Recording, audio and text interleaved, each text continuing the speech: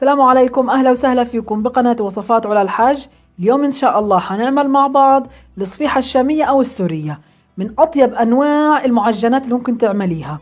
ما يميزها طراوة العجينة ونفس الوقت طعم الحشوة تحفة.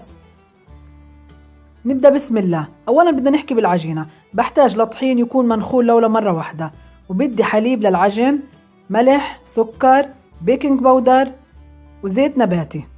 بداية بضيف الملح والسكر والبيكنج باودر وبخلطهم مع الطحين. تمام هيك. الآن بضيف الزيت وبخلطه، والآن بدي أضيف الحليب.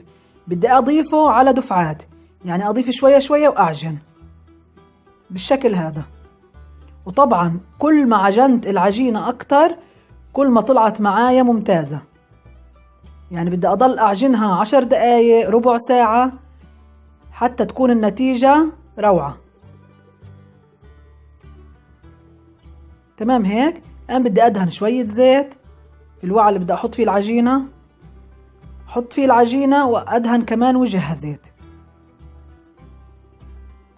وأغطيها وأتركها على جنب ساعة، ساعتين، 3 كمان بيمشي الحال، لأنه كل ما تركتها أكتر وارتاحت حتكون النتيجة أفضل.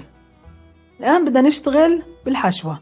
بدي بصل مقطع وبدي لحمة كفتة، بس بفضل يكون فيها دهن، بندورة مقشرة ومقطعة، فلفل أخضر أو فليفلة حسب ما تحبي. البهارات التانية كلها هنحكي عنها بالتفصيل. بداية بضيف بالقلاية البصل على النار مع شوية زيت، برش عليهم الملح. الملح مهم، بدبل البصل. أنا في هذا النقطة بدي أدبل البصل تدبيل. في ممكن بيعملوا كله ني بني، بس أنا بفضل إني أدبل البصل. بعد ما دبلته بضيف عليه الفلفل الأخضر، وزي ما حكيت لكم ممكن تضيف فليفلة. البندورة المقشرة برضو بضيفها وبخلطهم. بدي أضيف صلصة، وكمان المقادير حتكون موجودة بجنب الشاشة. بضيف دبس رمان وصويا صوص، هذه إضافة من عندي. الآن بدي أضيف البهارات. بدي أضيف بهار، كزبرة ناشفة، شطة، فلفل أسود. هيك تمام. بطفي النار، ضمنت كل الخضار دبلت. بضيف عليهم اللحمة وبضيف الملح، وهيك بتكون الخلطة للحشوة جهزت.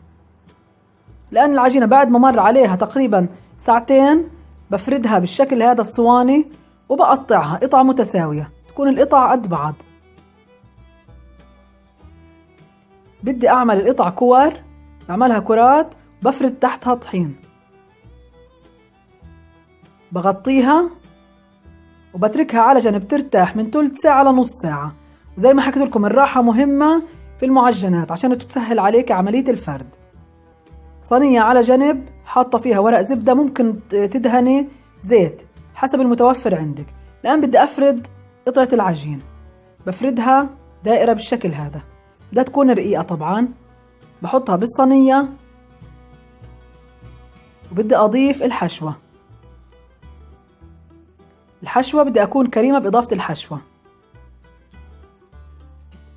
بوزع الحشوة بشكل متساوي بإيديا هيك. تمام. بدي أعملهم كلهم بالشكل هذا. بدخلهم الفرن على أعلى درجة حرارة، بس تتحمر تحمير بسيط من تحت، والوجه يدوب أشفه هيك على السريع. لازم أطلعها على فوطة وأغطيها بفوطة، مهم جدا ضروري تطلع من الفرن على الفوطة عشان تضلها طرية. وهيك بتكوني عملتي أطيب وأسهل صفيحة. جربوها وإن شاء الله حتعجبكم. شكرا جدا لمتابعتكم، حياكم الله.